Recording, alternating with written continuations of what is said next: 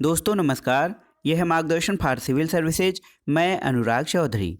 दोस्तों, जैसा कि आप जानते हैं, सभी प्रतियोगी परीक्षाओं में करंट अफेयर्स से संबंधित प्रश्न पूछे जाते हैं और इसी को ध्यान में रखते हुए हम करंट अफेयर्स वार्षिकी प्रस्तुत कर रहे हैं, जिसमें जनवरी 2020 से जनवरी 2021 तक की सभी महत्वपूर्ण घटनाओं को कवर किया गया है।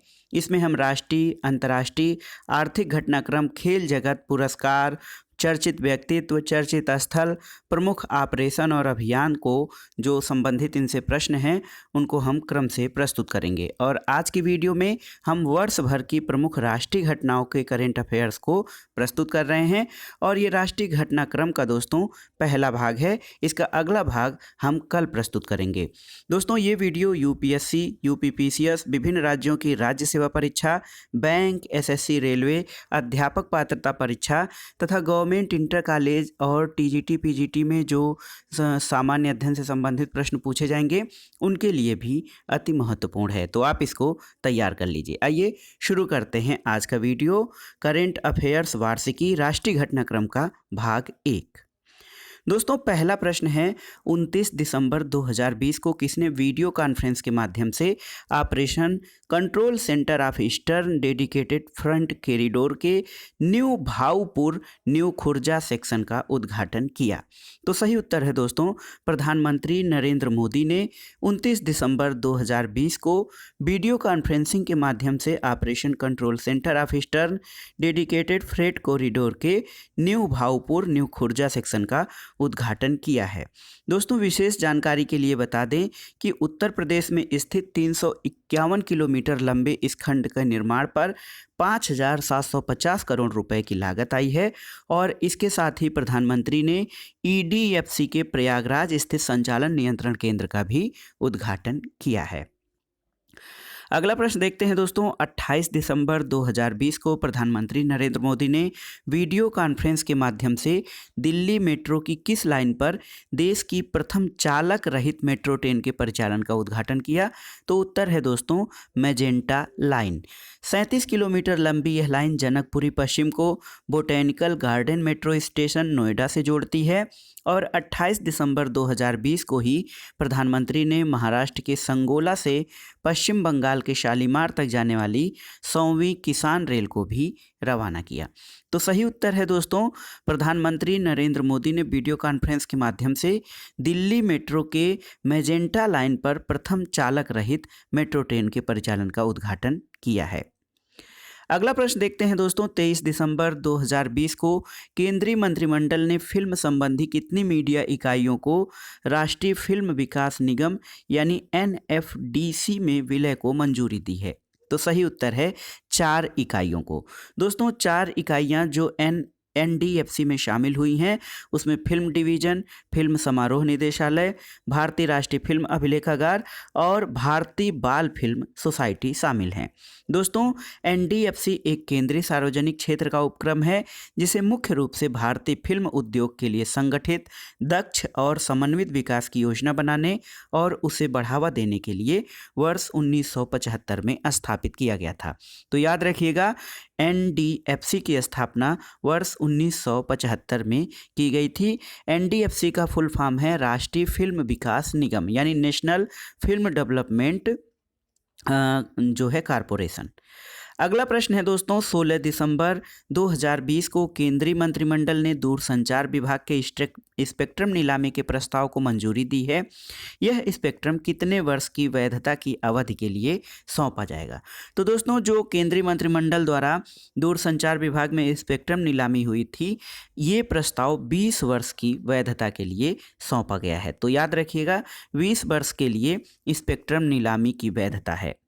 अगला प्रश्न है, 14 दिसंबर 2020 को किसके द्वारा विजन 2035 भारत में जन स्वास्थ्य निगरानी नाम से एक श्वेत पत्र या व्हाइट पेपर जारी किया गया है? तो ये है दोस्तों, नीति आयोग के द्वारा विजन 2035 भारत में जन स्वास्थ्य निगरानी नाम से एक श्वेत पत्र जारी किया गया है। तो इसके बारे में आइए जान लेते हैं। नीति आयोग द्वारा यूनिवर्सिटी ऑफ मैनिटोबा, विनिपेग और कनाडा के सहयोग से विकसित किया गया है। तो ये जो हमारा विजन 2035 है, इसे university of Manitoba Winnipeg Canada के सहयोग से विकसित किया गया है। और इस श्वेत पत्र के प्रमुख लक्ष्य हैं जो दोस्तों, वो हैं भारत की जन स्वास्थ्य निगरानी प्रणाली को अधिक प्रक्रियाशील और भविष्योन्मुखी बनाकर हर स्तर पर कार्रवाई करने की तैयारी को बढ़ाना। इसके अलावा नागरिकों के अनुकूल जन स्वास्थ्य निगरानी प्रणाली, ग्राहक फीडबैक तंत्र तैयार कर व्यक्ति की निजता और गोपनीयता सुनिश्चित करना तथा केंद्र और राज्यों के बीच बीमारी की पहचान, बचाव और नियंत्रण को बेहतर बनाने के लिए संशोधित आंकड़ा भागीदारी तंत्र बनाना। अगला प्रश्न देखते हैं दोस्तों, 14 दिसंबर 2020 को प्रोजेक्ट 17A के जहाज हिमगिरी का जलावतरण हुगली नदी में किया गया। इसका निर्माण किसके द्वारा किया गया है? तो दोस्तों, हिमगिरी जहाज का निर्माण messrs garden rich ship builders and engineers limited Kolkata के द्वारा किया गया है। तो याद रखिएगा, प्रोजेक्ट 17A के जहाज हिमगिरी का निर्माण दोस्तों garden rich ship builders and engineers limited Kolkata के द्वारा किया गया है। अगला प्रश्न देखते हैं दोस्तों, 9 दिसंबर 2020 को केंद्रीय मंत्रिमंडल ने कोच्चि और लक्षद्वीप के बीच submarine optical fibre cable connectivity योजना को मंजूरी दी है। इस परियोजना को क्रियान्वयन करने वाली एजेंसी कौन सी है? तो ये दोस्तों भारत संचार निगम लिमिटेड यानी BSNL कोच्चि और लक्षद्वीप के बीच submarine optical fibre cable connectivity योजना को संचालित करने वाली योजना जो है इकाई है। अगला प्रश्न है, 7 दिसंबर 2020 को केंद्रीय पर्यावरण, वन और जलवायु परिवर्तन मंत्री प्रकाश जावड़ेकर की अध्यक्षता में केंद्रीय चिड़ियाघर प्राधिकरण की 37वीं आम सभा की बैठक में किन राज्यों में 2 नए चिड़ियाघरों को मान्यता प्रदान की गई है? तो सही उत्तर है बिहार और उत्तर प्रदेश में। दोस्तों, 2 नए चिड़ियाघर में बिहार में नालंदा में राजगीर चिड़ियाघर सफारी और उत्तर प्रदेश के गोरखपुर में शहीद अशफाक उल्ला खान प्राणी उद्यान को मान्यता दी गई है। तो ये प्रश्न यूपी स्पेशल के लिए भी बहुत ही महत्वपूर्ण है, साथ ही बिहार PCS यानी BPSC के लिए भी ये प्रश्न बहुत ही महत्वपूर्ण है। तो याद रखिएगा, 2 नए चिड़ियाघर जो मंजूरी दी गई है उसमें नालंदा में राजगीर चिड़ियाघर सफारी और यूपी में गोरखपुर में शहीद अशफाक उल्ला खां प्राणी उद्यान। अगला प्रश्न देखते हैं दोस्तों, दिसंबर 2020 में प्रजा फाउंडेशन द्वारा जारी अर्बन गवर्नेंस इंडेक्स यानी UGI 2020 में किस राज्य को शीर्ष स्थान प्राप्त हुआ है? तो सही उत्तर है दोस्तों उड़ीसा को। दोस्तों, उड़ीसा को प्रजा फाउंडेशन द्वारा जारी अर्बन गवर्नेंस इंडेक्स में शीर्ष स्थान प्राप्त हुआ है और इस सूचकांक में महाराष्ट्र और छत्तीसगढ़ को क्रमशः दूसरा और तीसरा स्थान प्राप्त हुआ है। तो पहले स्थान पे ओडिशा है, दूसरे पे महाराष्ट्र है और तीसरे स्थान पर छत्तीसगढ़ है। अगला प्रश्न है दोस्तों, 24 नवंबर 2020 को भारतीय सेना ने कहां से ब्रह्मोस सुपरसोनिक क्रूज मिसाइल के सतह से हमला करने वाले संस्करण यानी लैंड अटैक वर्जन का सफल परीक्षण किया है? तो सही उत्तर है अंडमान निकोबार द्वीप समूह क्षेत्र बंगाल की खाड़ी से भारतीय सेना ने ब्रह्मोस के लैंड अटैक वर्जन का सफल परीक्षण किया है। अगला प्रश्न है दोस्तों, 9 नवंबर 2020 में किस फिल्म को 93वें ऑस्कर पुरस्कार 2021 में सर्वश्रेष्ठ विदेशी फिल्म की श्रेणी में भारत की आधिकारिक प्रविष्टि के लिए चयनित किया गया? तो सही उत्तर है मलयालम फिल्म जल्लीकट्टू। दोस्तों, जल्लीकट्टू एक मलयालम फिल्म है और इस फिल्म का निर्देशन लीजो जोस पेल्लिसेरी ने किया है और पिछले वर्ष बॉलीवुड फिल्म गली बॉय 92वें ऑस्कर पुरस्कार 2020 में भारत की आधिकारिक प्रविष्टि थी। अगला प्रश्न है दोस्तों, नवंबर 2020 में Bharat world wide radio navigation system यानी WWRNS के एक भाग के रूप में अंतर्राष्ट्रीय समुद्री संगठन यानी इंटरनेशनल मेरीन ऑर्गेनाइजेशन द्वारा मान्यता प्राप्त करने अपने स्वतंत्र क्षेत्रीय नेविगेशन उपग्रह प्रणाली वाला विश्व का कौन सा देश बन गया है? तो दोस्तों, भारत चौथा देश बना है जो कि अंतर्राष्ट्रीय समुद्री संगठन द्वारा मान्यता प्राप्त अपने स्वतंत्र क्षेत्रीय नेविगेशन उपग्रह प्रणाली रखने वाला देश है। दोस्तों, अन्य 3 देश जिनके पास IMO द्वारा यानी अंतर्राष्ट्रीय समुद्री संगठन द्वारा मान्यता प्राप्त नेविगेशन प्रणाली है वो है अमेरिका, रूस और चीन। इसके साथ ही भारत चौथा देश बन गया है जिसके पास IMO प्रमाणित स्वतंत्र क्षेत्रीय नेविगेशन उपग्रह प्रणाली है। अगला प्रश्न है 23 नवंबर 2020 को केंद्रीय मंत्री रविशंकर प्रसाद ने किस मंत्रालय के समन्वय से उमंग ऐप का अंतर्राष्ट्रीय वर्जन लॉन्च किया है? तो दोस्तों सही उत्तर है विदेश मंत्रालय के समन्वय से केंद्रीय मंत्री रविशंकर प्रसाद ने उमंग एप्लीकेशन का अंतर्राष्ट्रीय वर्जन लॉन्च किया है। अगला प्रश्न 15 दिसंबर 2020 को भारतीय तटरक्षक अपतटीय गश्ती जहाज सुजीत का कहां पर जलावतरण किया गया है? तो सही उत्तर है गोवा में। हाल में 12वीं भारत यूरोपीय संघ आतंकवाद रोधी वार्ता वीडियो कॉन्फ्रेंस के माध्यम से कब आयोजित हुई है? तो सही उत्तर है 19 नवंबर 2020 को 12वीं भारत यूरोपीय संघ आतंकवाद रोधी वार्ता आयोजित हुई है। अगला प्रश्न है दोस्तों 30 नवंबर 2020 को प्रधानमंत्री नरेंद्र मोदी द्वारा राष्ट्रीय राजमार्ग संख्या 19 के किस खंड की 6 लेन चौड़ीकरण परियोजना को राष्ट्र को समर्पित किया गया है? तो ये है हंडिया प्रयागराज से राजा तालाब वाराणसी खंड तक जो है राष्ट्रीय राजमार्ग संख्या 19 को 6 लेन चौड़ीकरण परियोजना जो है राष्ट्र को समर्पित की गई है। तो हंडिया इलाहाबाद यानी प्रयागराज से राजा तालाब वाराणसी खंड तक ये राष्ट्रीय राजमार्ग संख्या 6 लेन की हो गई है। अगला प्रश्न है 12 नवंबर 2020 को केंद्रीय वित्त और कारपोरेट मामलों की मंत्री निर्मला सीतारमण ने आत्मनिर्भर भारत वर्जन 3 के तहत अर्थव्यवस्था को प्रोत्साहन देने के लिए कितने प्रमुख उपायों की घोषणा की है? तो सही उत्तर है 12 प्रमुख उपाय। और इसके तहत दोस्तों 2.65 लाख करोड़ रुपए की राशि की घोषणा की गई है और इसमें एक नई योजना आत्मनिर्भर भारत रोजगार योजना की भी शुरुआत की गई है। अगला प्रश्न है केंद्र सरकार द्वारा कब ऑनलाइन फिल्म, दृश्य श्रव्य समाचार और समसामयिक सामग्री सूचना और प्रसारण मंत्रालय के अधीन लाने का निर्णय किया गया है? तो सही उत्तर है 10 नवंबर 2020 को। नेक्स्ट क्वेश्चन है दोस्तों नवंबर 2020 में अमेजन इंडिया ने किस शहर में अपना पहला all women virtual customer service centre खोलने की घोषणा की है? तो सही उत्तर है बंगलुरु में। बंगलुरु में जो है online shopping platform Amazon India ने बंगलुरु में पहला all women virtual customer service centre खोला है।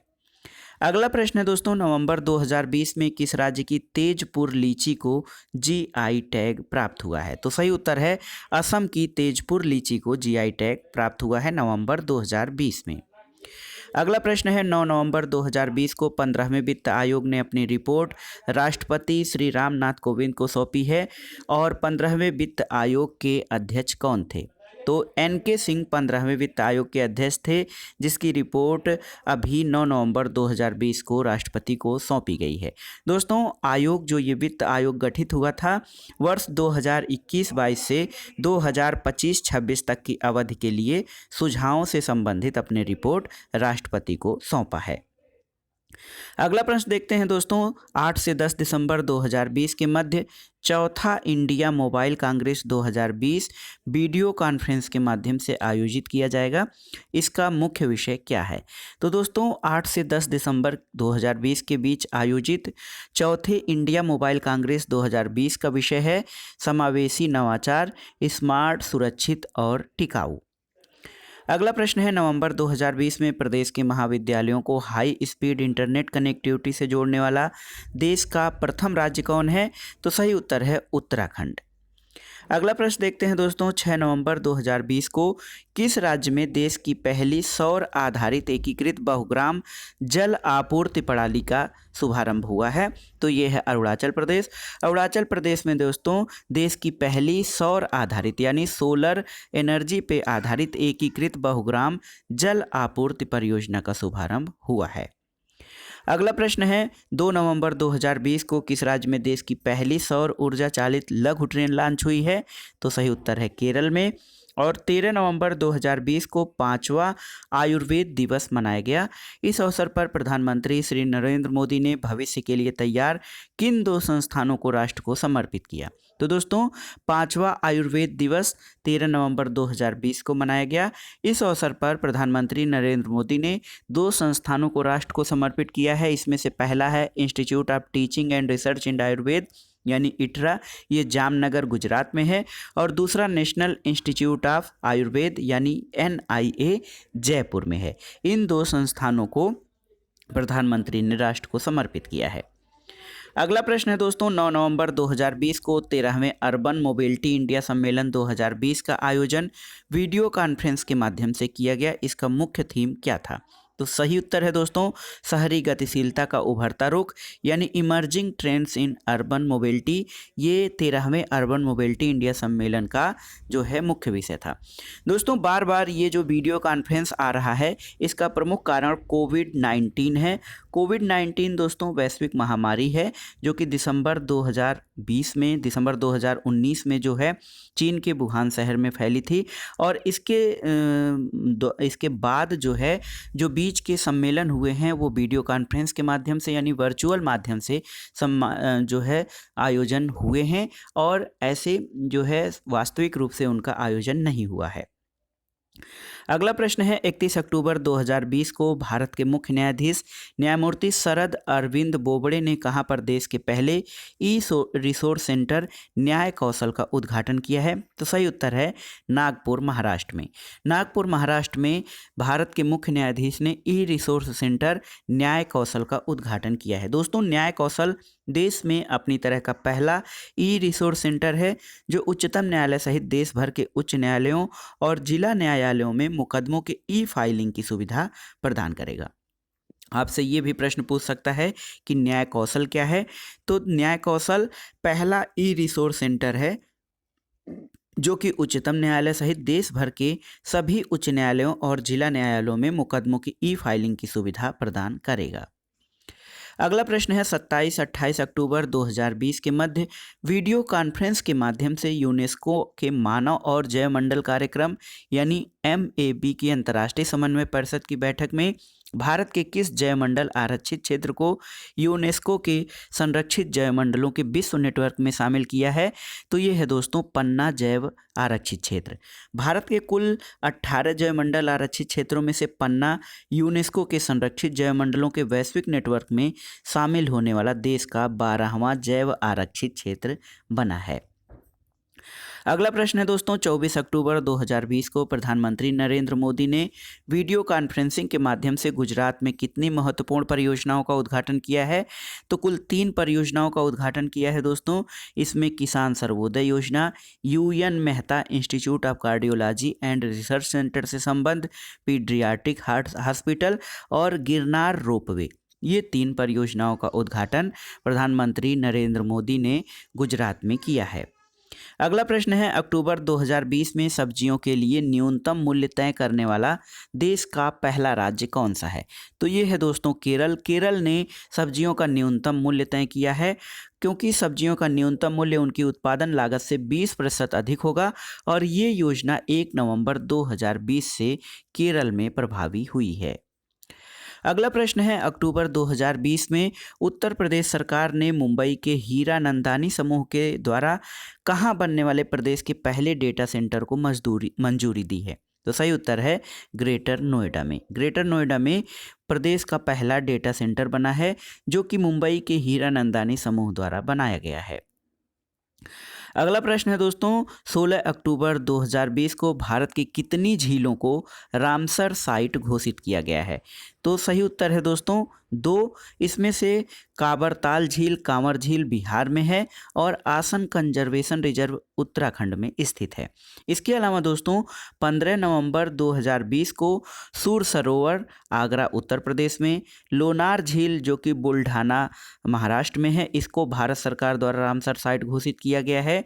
और 24 दिसंबर 2020 को केंद्र सरकार ने लद्दाख के चांगथांग क्षेत्र के दक्षिण स्थित तोत्सोकर रामसर स्थल के रूप में शामिल किया है, और देश में वर्तमान में कुल रामसर साइट या रामसर स्थलों की संख्या अब 42 हो गई है।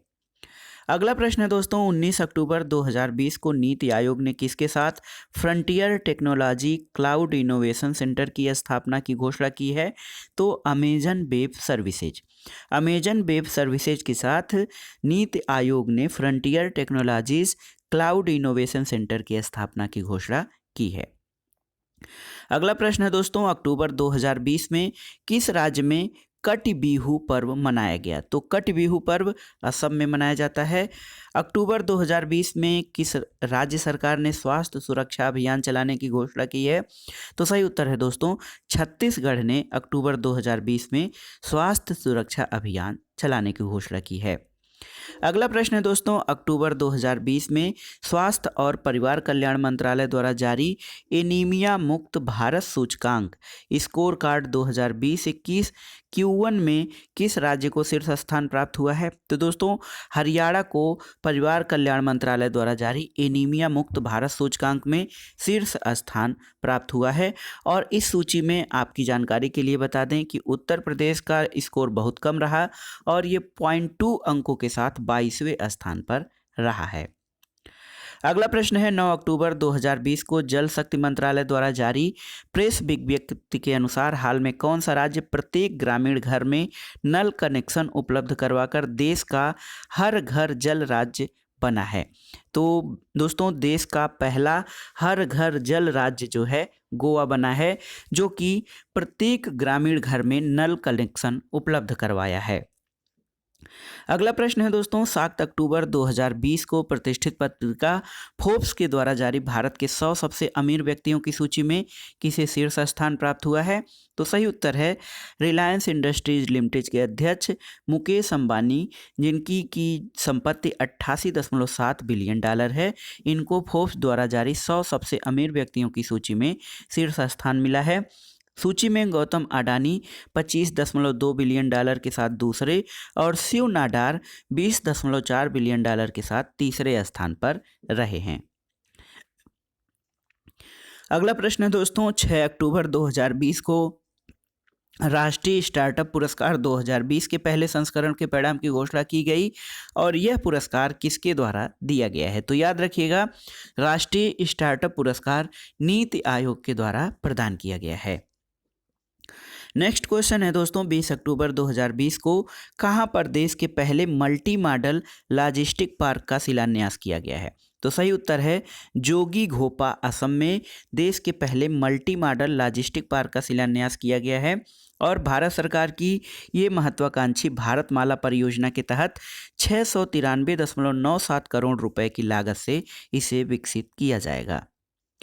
अगला प्रश्न है, 12 अक्टूबर 2020 को प्रधानमंत्री नरेंद्र मोदी ने वीडियो कॉन्फ्रेंसिंग के माध्यम से राजमाता विजया राजे सिंधिया के जन्म शती समारोह के उपलक्ष्य में कितने रुपए का विशेष स्मारक सिक्का जारी किया है? तो सही उत्तर है 100 रुपए का विशेष स्मारक सिक्का राजमाता विजया राजे सिंधिया के जन्म शती समारोह के अवसर पर जारी किया गया है। अगला प्रश्न है, 30 सितंबर 2020 को किसने अनुसूचित जाति के लिए वेंचर कैपिटल फंड के तहत Ambedkar social innovation and incubation mission को वीडियो कॉन्फ्रेंस के माध्यम से लॉन्च किया है? तो सही उत्तर है केंद्रीय सामाजिक न्याय और अधिकारिता मंत्री थावर चंद गहलोत ने अनुसूचित जाति के लिए वेंचर कैपिटल फंड के तहत Ambedkar social innovation fund incubation mission को लॉन्च किया है। अगला प्रश्न है, 29 सितंबर 2020 को जारी IIFL wealth Hurun India rich list में किसे शीर्ष स्थान प्राप्त हुआ है? तो सही उत्तर है रिलायंस इंडस्ट्रीज के अध्यक्ष मुकेश अंबानी को हुरून इंडिया रिच लिस्ट में शीर्ष स्थान प्राप्त हुआ है।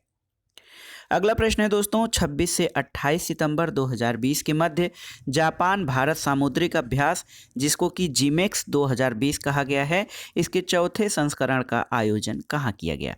तो सही उत्तर है उत्तरी अरब सागर में भारत जापान के सामुद्रिक अभ्यास जीमेक्स 2020 के चौथे संस्करण का आयोजन किया गया था।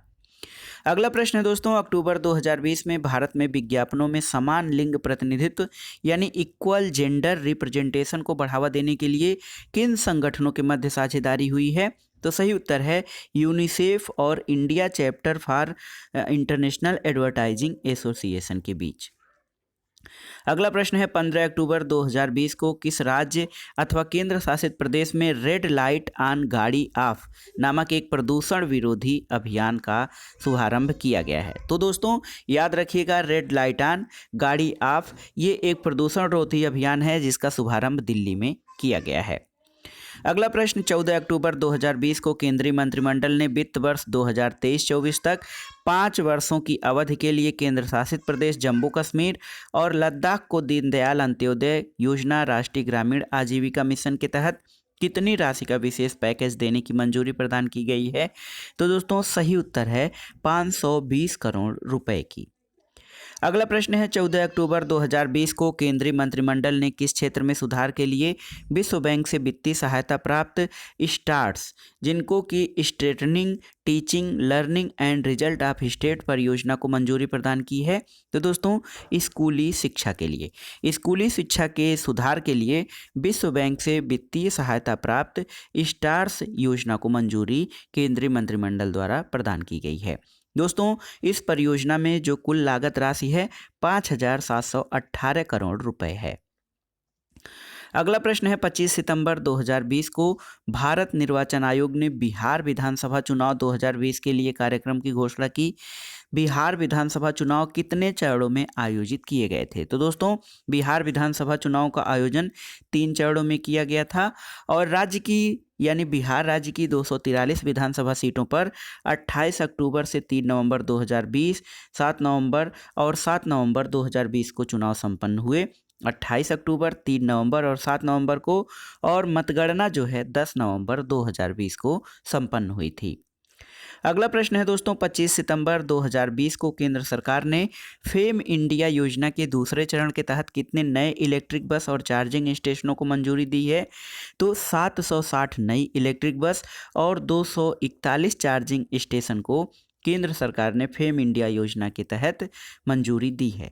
दोस्तों फेम इंडिया योजना के दूसरे चरण के तहत महाराष्ट्र में, गोवा में, गुजरात और चंडीगढ़ राज्यों में 670 इलेक्ट्रिक बसों और मध्य प्रदेश, तमिलनाडु, केरल, गुजरात और पोर्ट ब्लेयर के लिए 241 चार्जिंग स्टेशनों की अनुमति दी है। अगला प्रश्न है दोस्तों, 24 सितंबर 2020 को किस मंत्रालय ने आम लोगों के लिए केंद्रीय कृषि मशीनरी निष्पादन परीक्षण पोर्टल लॉन्च किया है?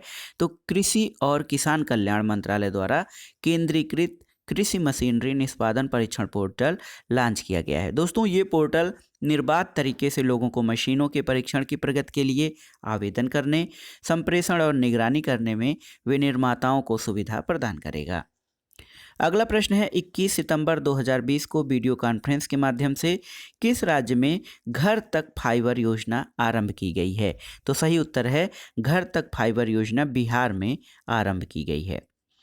अगला प्रश्न, 11 सितंबर 2020 को केंद्रीय वाणिज्य और उद्योग मंत्री पीयूष गोयल ने राज्य स्टार्टअप रैंकिंग 2019 का दूसरा संस्करण जारी किया और राज्य स्टार्टअप रैंकिंग 2019 में सर्वश्रेष्ठ प्रदर्शन करने वाला राज्य कौन सा रहा है?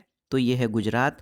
दोस्तों टॉप परफॉर्मर राज्यों में कर्नाटक और केरल शामिल हैं और उभारते हुए स्टार्टअप पारितंत्र श्रेणी में आंध्र प्रदेश को शीर्ष स्थान प्राप्त हुआ है और उत्तर प्रदेश को इसी श्रेणी में शामिल किया गया है।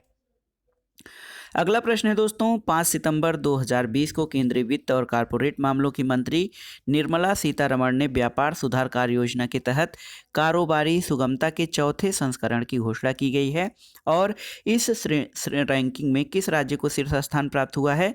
तो आंध्र प्रदेश को दोस्तों व्यापार सुधार कार्य योजना के तहत कारोबारी सुगमता में जो है सर्वश्रेष्ठ रैंकिंग या सर्वोच्च रैंकिंग प्राप्त हुई है, जिसमें दूसरा स्थान उत्तर प्रदेश और तीसरा स्थान तेलंगाना का है और केंद्र शासित प्रदेश यानी यूनियन टेरिटरीज में सर्वश्रेष्ठ प्रदर्शन दिल्ली का रहा है। अगला प्रश्न है दोस्तों, 4 से 5 सितंबर 2020 के मध्य भारत और रूस के बीच संयुक्त नौसैनिक अभ्यास इंद्र नेवी 2020 का 11वां संस्करण कहाँ आयोजित हुआ? बंगाल की खाड़ी में।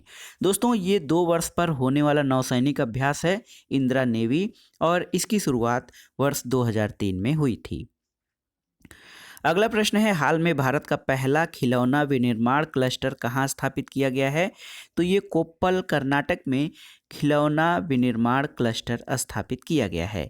अगला प्रश्न है, अगस्त 2020 में यूरोपीय निवेश बैंक ने कानपुर की पहली सिटी मेट्रो लाइन में कितना निवेश करने का निर्णय लिया है? तो दोस्तों ये धनराशि है 650 मिलियन यूरो। अगला प्रश्न, अगस्त 2020 में कोविड-19 रोगियों को भोजन और दवा पहुंचाने में मदद करने के लिए रिमोट नियंत्रित मेडिकल ट्रॉली मेडबोट किसने विकसित की है? तो मेडबोट का विकास भारतीय रेलवे ने किया है, जो कि कोविड-19 रोगियों को भोजन और दवा पहुंचाने में मदद करेगा। अगला प्रश्न है दोस्तों, 29 अगस्त 2020 को युवा कार्यक्रम और खेल मंत्रालय ने राष्ट्रीय खेल पुरस्कारों के लिए पुरस्कार धनराशि बढ़ाने की घोषणा की है। इसके तहत राजीव गांधी खेल रत्न पुरस्कार, जो सर्वोच्च खेल पुरस्कार है भारत का, उसके लिए पुरस्कार राशि 7.5 लाख रुपए से बढ़ाकर कितना कर दिया है? तो दोस्तों, राजीव गांधी खेल रत्न पुरस्कार की धनराशि को जो है पुरस्कार राशि 7.5 लाख से बढ़ाकर इसको 25 लाख रुपए कर दिया गया है।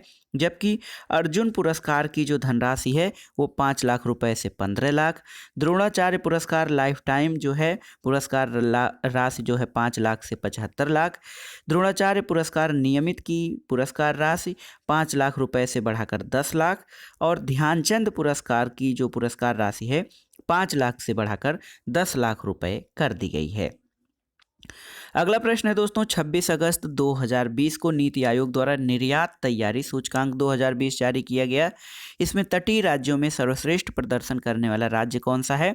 तो सही उत्तर है दोस्तों गुजरात निर्यात तैयारी सूचकांक में सर्वश्रेष्ठ प्रदर्शन करने वाला सर्वोच्च तटीय राष्ट्र रहा है। इसके अलावा भूमि से घिरे हुए राज्यों में सर्वश्रेष्ठ प्रदर्शन करने वाला राज्य राजस्थान है। भूमि से घिरे हुए राज्यों में उत्तर प्रदेश का 5वां स्थान है। हिमालयी राज्यों में सर्वश्रेष्ठ निर्यात प्रदर्शन करने वाला राज्य उत्तराखंड है और केंद्र शासित प्रदेशों में दोस्तों ये दिल्ली है सर्वश्रेष्ठ निर्यात प्रदर्शन। दोस्तों, ओवरऑल रैंकिंग में देखा जाए तो गुजरात शीर्ष पर है, महाराष्ट्र, तमिलनाडु, राजस्थान और उड़ीसा दूसरे, तीसरे, चौथे और 5वें स्थान पर है। तो ओवरऑल रैंकिंग में महाराष्ट्र पहले पे, तमिलनाडु दूसरे पे, राजस्थान तीसरे, उड़ीसा चौथे और उड़ीसा जो है राजस्थान तीसरे, उड़ीसा चौथे, 5वें पर है। दोस्तों, उत्तर प्रदेश का ओवरऑल रैंकिंग जो है 11वां है। तो याद रखिएगा, निर्यात जो प्रसंस्करण निर्यात प्रोत्साहन संवर्धन में जो नीति आयोग द्वारा जारी रिपोर्ट है उसमें उत्तर प्रदेश का स्थान 11वां है। यूपीपीसीएस और यहाँ से संबंधित जो आयोग द्वारा आयोजित परीक्षाएं हैं उसके लिए ये प्रश्न यूपी स्पेशल के अंतर्गत महत्वपूर्ण है। अगला प्रश्न है दोस्तों, 24 अगस्त 2020 को किस नदी के ऊपर निर्मित भारत के सबसे लंबे नदी रोपवे का उद्घाटन किया गया है? तो ये है गुवाहाटी असम में ब्रह्मपुत्र नदी के ऊपर भारत के सबसे लंबे नदी रोपवे का उद्घाटन किया गया है और इस रोपवे की लंबाई 1.82 किलोमीटर है। अगला प्रश्न है दोस्तों, 26 अगस्त 2020 को संस्कृति मंत्रालय द्वारा भारतीय पुरातत्व सर्वेक्षण के कितने सर्किलों की घोषणा की गई है? तो सही उत्तर है 7 सर्किल घोषित किए गए हैं संस्कृति मंत्रालय द्वारा भारतीय पुरातत्व सर्वेक्षण के। ये 7 नए सर्किल हैं।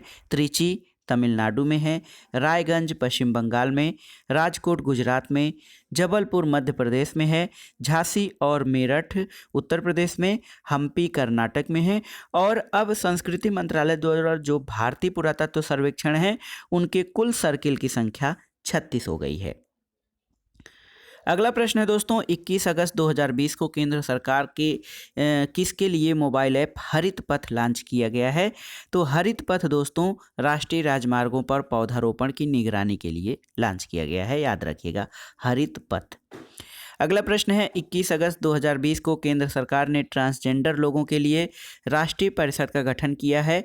इस परिषद के अध्यक्ष या पदेन अध्यक्ष कौन होंगे? तो दोस्तों, ट्रांसजेंडर के लिए राष्ट्रीय परिषद का जो गठन किया गया है उसके पदेन अध्यक्ष केंद्रीय सामाजिक न्याय और अधिकारिता मंत्री होंगे। अगला प्रश्न है, अगस्त 2020 में किस राज्य में नुआखाई जुहार महोत्सव आयोजित किया गया? तो ये उड़ीसा में। और 20 अगस्त 2020 को आवास और शहरी मामलों के मंत्रालय द्वारा जो है वार्षिक स्वच्छता शहरी सर्वेक्षण का 5वां संस्करण स्वच्छ सर्वेक्षण 2020 जारी किया गया है। इसमें राष्ट्रीय स्तर पर 10 लाख से अधिक की आबादी पर सर्वाधिक स्वच्छ शहर का शीर्ष पुरस्कार किसे मिला है? तो दोस्तों, राष्ट्रीय स्वच्छ सर्वेक्षण में 10 लाख से अधिक आबादी पर सर्वाधिक स्वच्छ शहर का पुरस्कार चौथी बार लगातार इंदौर को प्राप्त हुआ है। दोस्तों, इसमें दूसरे स्थान पर सूरत है, तीसरे पर नवी मुंबई, चौथे पर विजयवाड़ा और 5वें पर अहमदाबाद है। पटना दोस्तों, बिहार की राजधानी पटना इस श्रेणी में सबसे निचले पायदान पर रहा है। अगला प्रश्न है, 19 अगस्त 2020 को केंद्रीय मंत्रिमंडल ने केंद्र सरकार की नौकरियों के लिए भर्ती प्रक्रिया में सुधार लाने के लिए किस बहु एजेंसी निकाय के गठन को मंजूरी दी है? तो दोस्तों ये है नेशनल रिक्रूटमेंट एजेंसी यानी राष्ट्रीय भर्ती एजेंसी। अब ये केंद्र सरकार की नौकरियों में जो है ये बहु एजेंसी निकाय के रूप में कार्य करेगा। अगला प्रश्न है दोस्तों, 18 अगस्त 2020 को उपराष्ट्रपति एम वेंकैया नायडू ने अटल नवाचार उपलब्धि संस्थान रैंकिंग 2020 के परिणाम वीडियो कॉन्फ्रेंस के माध्यम से जारी किए। इसमें राष्ट्रीय महत्व के संस्थानों, केंद्रीय विश्वविद्यालयों और केंद्र द्वारा वित्तपोषित तकनीकी संस्थानों की श्रेणी में किस संस्थान को शीर्ष स्थान प्राप्त हुआ है? तो दोस्तों अटल नवाचार उपलब्ध संस्थान रैंकिंग में पहला स्थान IIT मद्रास को प्राप्त हुआ है। अगला प्रश्न है कि 13 अगस्त 2020 को भारतीय तटरक्षक अपतटीय गश्ती पोत सार्थक लॉन्च हुआ है। यह किसके द्वारा डिजाइन और निर्मित किया गया है? तो दोस्तों सार्थक एक भारतीय तटरक्षक अपतटीय गश्ती पोत है जिसको गोवा शिपयार्ड लिमिटेड ने डिजाइन और विकसित किया है। अगला प्रश्न है, 10 अगस्त 2020 को केंद्र सरकार ने किस विषय पर राष्ट्रीय पोर्टल सुरक्षा एक राष्ट्रीय पोर्टल है, किस विषय पर जारी किया गया है? ये मानव और हाथी टकराव पर केंद्रीय मंत्रालय द्वारा, केंद्रीय सरकार द्वारा एक सुरक्षा राष्ट्रीय पोर्टल लॉन्च किया गया है। 8 अगस्त 2020 को प्रधानमंत्री नरेंद्र मोदी ने नई दिल्ली के राजघाट स्थित गांधी स्मृति और दर्शन समिति में राष्ट्रीय स्वच्छता केंद्र का उद्घाटन किया। इस अवसर पर उन्होंने किसका शुभारंभ किया? तो दोस्तों प्रधानमंत्री नरेंद्र मोदी ने नई दिल्ली के राजघाट पर गांधी स्मृति और दर्शन समिति में राष्ट्रीय स्वच्छता केंद्र का उद्घाटन किया। इस अवसर पर उन्होंने एक अभियान का भी शुभारंभ किया है जिसका नाम है गंदगी मुक्त भारत अभियान। अगला प्रश्न है दोस्तों, 9 अगस्त 2020 को रक्षा मंत्रालय ने रक्षा उत्पादन के स्वदेशीकरण को बढ़ावा देने के लिए दी गई समय सीमा के बाद कितने वस्तुओं पर आयात प्रतिबंध लगाने का निर्णय किया है? तो दोस्तों ये वस्तुएं हैं 101। तो देश का जो रक्षा मंत्रालय है रक्षा उत्पादन में स्वदेशीकरण को बढ़ावा देने के लिए दोस्तों 101 वस्तुओं के आयात पर प्रतिबंध लगाने का निर्णय किया है। अगला प्रश्न और इस वीडियो का आखिरी प्रश्न जो हम वार्षिकी पढ़ रहे हैं दोस्तों, इस वार्षिकी में राष्ट्रीय घटनाक्रम का जो पहला भाग है उसका आखिरी प्रश्न है कि हाल में ही घोषित भारत का पहला अंडर वाटर मेट्रो किस नदी से होकर गुजरता है? तो सही उत्तर है हुगली नदी कोलकाता से भारत का पहला अंडर वाटर मेट्रो गुजरता है। तो ये था आज का वीडियो दोस्तों। ये हम जो समसामयिकी या करंट अफेयर्स की ये श्रृंखला हम चला रहे हैं, ये वार्षिकी करंट अफेयर्स वार्षिकी 2020 जनवरी 2020 से जनवरी 2021 तक की हम श्रृंखला चला रहे हैं जो कि सभी प्रतियोगी परीक्षाओं के लिए महत्वपूर्ण है। और इसमें हमने आज राष्ट्रीय घटनाक्रम का पहला भाग देखा। इसका दूसरा भाग हम कल प्रस्तुत करेंगे। साथ ही अंतर्राष्ट्रीय आर्थिक घटनाक्रम, खेल जगत, पुरस्कार से संबंधित प्रश्नों को भी हम बहुत जल्दी कवर करेंगे। दोस्तों हमारे चैनल से जुड़े रहें और किस अन्य टॉपिक पे आप आगे वीडियो चाहते हैं उसके लिए भी हमें कमेंट बॉक्स में लिखिएगा। वीडियो को लाइक करें, शेयर करें और इस चैनल मार्गदर्शन फॉर सिविल सर्विसेज को सब्सक्राइब करें। वीडियो देखने के लिए धन्यवाद दोस्तों। नमस्कार।